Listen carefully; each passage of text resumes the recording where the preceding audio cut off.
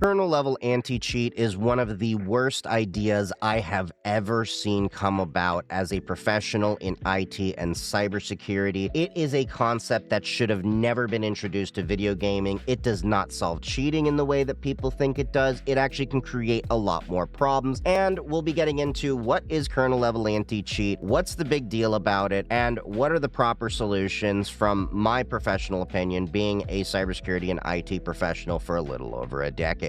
Before we dive deeper into the subject, make sure to hit the like button on this video, subscribe to see more of my content, and check out all of my other socials down below. We often talk about gaming on Linux, cybersecurity, home labbing, and IT content of all sorts. So let's back up for a minute and explain an anti-cheat. So at the base level, an anti-cheat system is pretty self-explanatory. It's there to stop cheaters from being able to cheat, primarily in online video games, so we can all have a fair and fun time while enjoying our video games. Although some of you could also debate that the lobbies that we're actually in aren't really all that fun, but I would also say that they're not as fun as they used to be because, well, yeah, you get kicked for just having a little bit of trash talk, but I digress. When it comes to anti-cheat, I want to make it very clear. I'm not against anti-cheat. I'm against the methods that are being employed today because they are not as effective as people think they are, and they open a can of worms that create more problems than if developers were to develop a proper anti-cheat system on the server side. So basically, what is the core issue? Well, anti-cheat has evolved from the days of when I started doing online gameplay with like Tribes 2 using the Punk Buster system, where it was in the user space, to now we are actually asking for kernel-level access. Now, what does that mean? So when it comes to operating systems, you basically have three rings. Ring 0, which is your kernel level, which has direct access to your memory and CPU instructions and all of that. Ideally, only things in the operating system or some security applications should have access to this. Ring 1 and 2 are kind of a supervisory, role there, but most people don't really discuss it. Ring 3 is where a lot of your stuff is going to be working because Ring 3 is user space. All of your stuff as a user should be in Ring 3, rarely going into Ring 0. There's a whole reason around that for the security model. This separation of kernel-level processes and user-level processes is essential for having a secure system. You want your things to ideally be stuck in user space without the ability to get at the kernel level. There are very rare exceptions that things should be accessing it at the kernel. Security software is maybe one of those exceptions. A video game is a trivial piece of software that I don't really see the argument for having an anti-cheat on. And kernel-level anti-cheat, of course, has become a very controversial subject, and as we've been experiencing recently, having kernel-level access has a lot of risks. At the most severe end of things, we had CrowdStrike, a famous antivirus. Well, putting them in a little bit of a, not proper light there. They're more of an extended detection and response where they do a little bit more than just antivirus. They're actually mapping attacks to the MITRE framework, but regardless, they have kernel-level access. Well, by virtue of them having kernel-level access, they pushed a file channel update that was really not properly tested. This caused a massive outage globally, where hospitals, banks, airlines, many other businesses were all affected. And while it only was essentially an issue for a few hours, the systems that were affected took sometimes weeks to be able to patch and repair. I know where I worked, we were down for basically an entire day, and then still having to bring up a few systems throughout the following week. We were on the better side of the recovery from the CrowdStrike effort. Now imagine you have the same possibility happening to end users. Whereas we are talking about Apex Legends allegedly fell victim to a zero-day exploit where people were having their machines taken over with remote code execution. Genshin Impact has also had their kernel-level anti-cheat being used to exploit systems. ESEA, which is a third-party anti-cheat developer for Counter-Strike, was caught actually installing Bitcoin miners on people's machines. And on the grand scheme of things, having a Bitcoin miner installed on your machine without your acknowledgement to mine for somebody else's, wallet is probably more on the benign side. But the reality is people are waking up to the fact that kernel-level anti-cheats are the next tech disaster waiting to happen. All it takes, as we learned from CrowdStrike, is one bad update and it can bork your system. Now, in this case of CrowdStrike, we could boot to recovery mode, delete the file channel update, and then the system would go through just fine.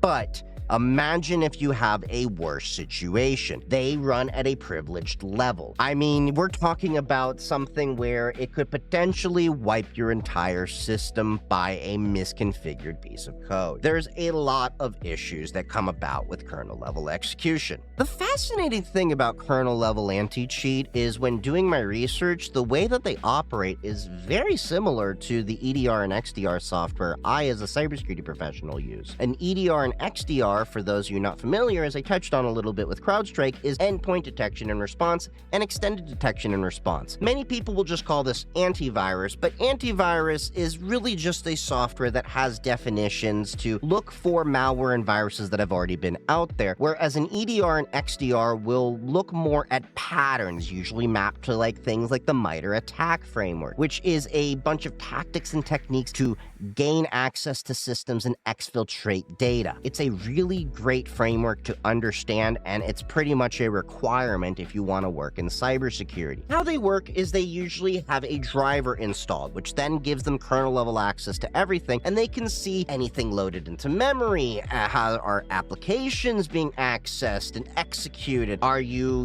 have any other drivers out there, and it's been very famous that kernel-level anti-cheat has falsely flagged people for merely having certain hardware configurations that are not cheating, they just happen to be incompatible. And sometimes it can be keyboards, it can be mice, it can be a capture card, or whatever the anti-cheat just happens to have an issue with, given that configuration of the code. When it comes to similarities with kernel-level anti-cheat and EDR XDR, they're often, from my understanding, using a lot of the same system calls and APIs to perform their functions, because they're inherently both doing things as security software, which becomes interesting because a lot of you are familiar with BSOD, blue screens of doom. Well, that's often because Windows is doing what's called fail secure. When it's going to fail, it's going to fail in the most secure way. So it's just going to stop things, and then you get a reboot, and then you have to continue on from there. And you often have to diagnose what the issue was from the debug menu, if you actually can decode that issue. And back a few months ago, CrowdStrike caused a massive outage because of a channel file update that went wrong and caused Windows to fail secure. And you had to go through and delete the files so that you could actually get your systems back up. Because again, Windows failed secured. So very often, kernel-level anti-cheat is causing security violations inside of Windows systems that then cause a blue screen of doom themselves, as you can look up with Valorant and other games that use kernel-level anti-cheat. That's the reason why. It's running at the kernel level, it's doing some things that the Windows security system doesn't like, and it will fail secure rather than let issues progress. That's one reality of the situation. A little bit of an oversimplification, but basically the same reason CrowdStrike took the world out is the same reason your Valorant game is also crashing your computer.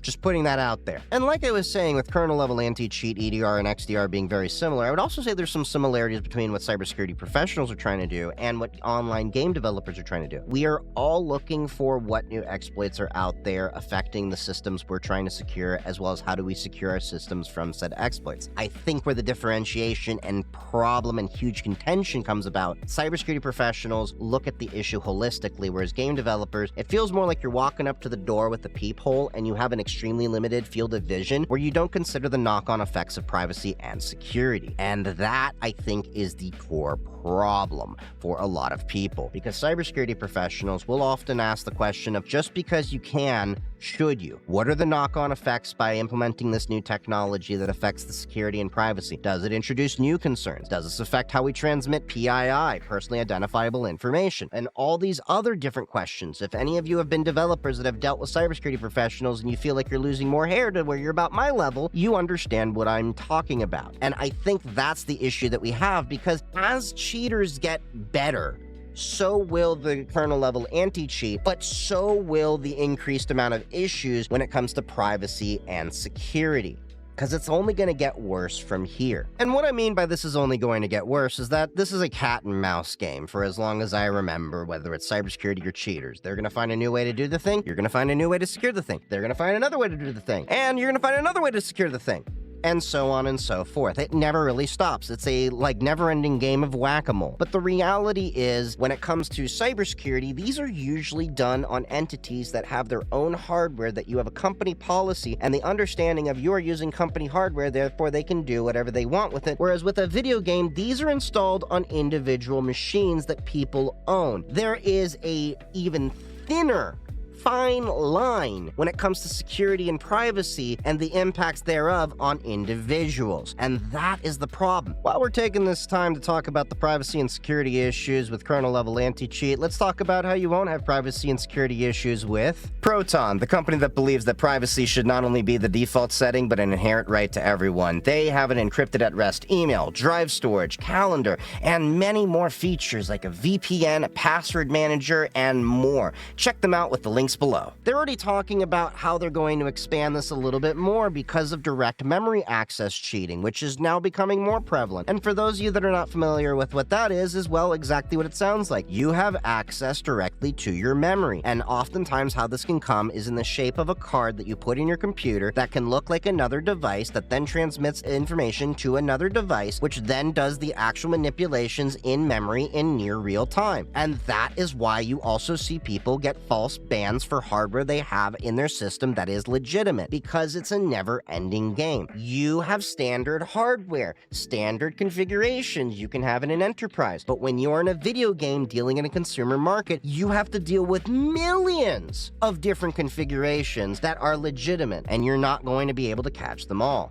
It's not Pokemon. Riot has been talking about how they even want to look at hardware-level security requirements through things like IOMMU, Input-Output Memory Management Unit. And what that is a feature set inside of hardware that allows your operating system to directly manage what is going on in the memory for input-output devices. Like what I do with my Cubes OS laptop over here, a reasonably secure operating system that everything is in a virtual machine. The networking, the VPN, the applications, the firewall, they're all in different virtual machines with their own little network. It's a little complicated network inside of there, which I'll eventually talk about in some other content. But this is a feature that I've only really seen discussed in home labbing projects and business and enterprise stuff. Inside of consumers, a lot of the motherboards can get kind of weird with the IOMMU groupings, as level 1 text is discussed when Wendell has gone through different motherboard reviews, that when doing virtualization and things like that, the IOMMU group, say that 10 times fast, doesn't seem to always make sense, which makes me wonder, could this potentially lead to some more possible false bans because of how the IOMMU may be treated on different pieces of hardware? We've already seen false bans from different hardware out there as it is. Now, do not get me wrong, I like IOMMU, or as it's called in the Intel world, VTD. I have it enabled on all of my devices, but that's because I deal with a lot of virtual machines, and when you're doing virtualization, it's pretty much a requirement for passing through devices and all of that. Where I start to have the gripe is that this is a video game requiring IOMMU, and it's often disabled out of the box when you get your systems from the factory because some configurations don't play nicely, at least without some tweaking,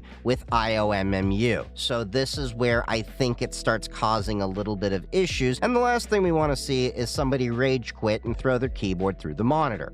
We've already seen enough memes about that. With kernel-level anti-cheat, a BSOD is probably one of the most benign issues you will have when it comes to these softwares. There are worse things that can happen, like it being co-opted in order to ransomware you. There are people that have been victim to ransomware using the Genshin Impact kernel-level anti-cheat. And because that is software made by a legitimate company, it's been signed and Microsoft will run it. And because it's a kernel level, it runs at the lowest level possible, having access to some very sensitive things, so it can potentially even shut off your antivirus. And for those of you that are like, that's fine, I never installed Genshin, or, I uninstalled it, or, here's the reality of the situation. You didn't need Genshin Impact for you to be vulnerable to the kernel-level anti-cheat of Genshin Impact. It was used as part of the ransomware attack.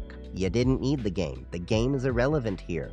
The fact that the kernel-level anti-cheat was even developed and signed properly by a legitimate studio, and then didn't actually listen to security researchers saying this is a problem, left the vulnerable software out there in the environment for the software to be used as part of the entire attack chain. That's why I say that these kind of software shouldn't really be in games. Game developers don't worry about the overall security of the system. They only worry about the cheaters. The other issue when it comes to kernel-level anti-cheat is a lot of people are getting upset with Microsoft in a multitude of ways, whether it's the Microsoft recall and how it records you, the telemetry, the fact that you have to have a Microsoft account if you're on a non-pro version of Windows to be able to set up your computer. You can't do a local account anymore. Or, many different things, whether they're buying up studios and causing the deterioration of a lot of different game IP they once had. Looking at you, other chief.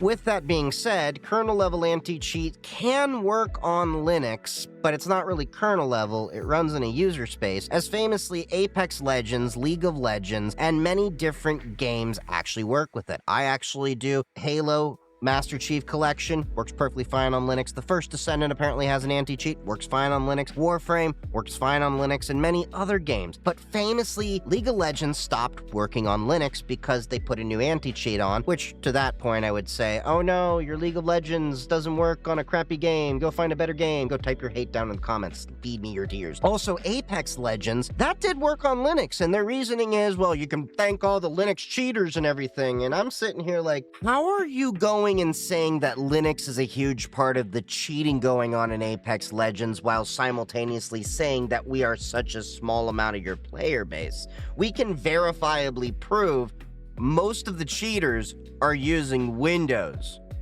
This is sounding like a skill issue, especially when we remember, didn't you have your whole game compromised because apparently it wasn't the anti-cheat, but, you with bad code?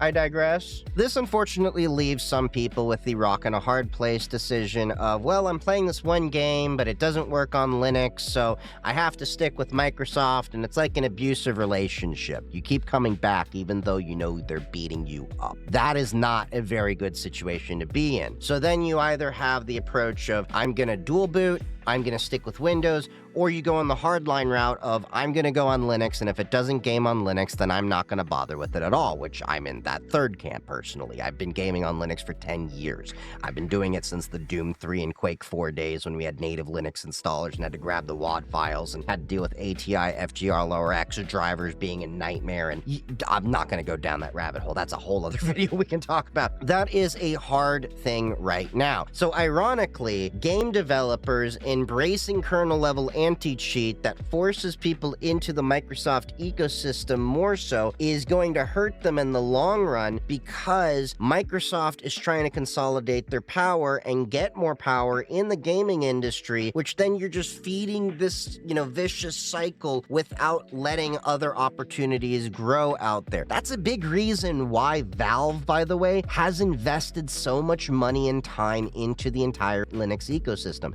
And to that point, Valve is now requiring when games have kernel-level anti-cheat. That was a revelation that only came out very recently before I started recording this video. So Valve is very much invested into having more transparency on this, and hopefully we can shame more developers into stop using kernel-level anti-cheat. And for those of you that are like, kernel-level anti-cheat's just fine, we've already had Genshin Impact. There's already been issues around the privacy and security of it. What's to stop the issues that exist today we're not aware of from being the problems of tomorrow? Again, game developers are not security developers. We've already had the big discussion around should you have kernel-level access around EDR and XDR antivirus technology with CrowdStrike taking down the entire world, but Microsoft has said that due to the EU agreement in 2009, they can't close that up. That's a loophole that I think allowed this whole kernel-level anti-cheat issue as it is, if I'm not mistaken. Now, technically speaking, you could have a kernel-level anti-cheat inside of Linux, but the way it works with Linux when you want to call upon administrative privileges, or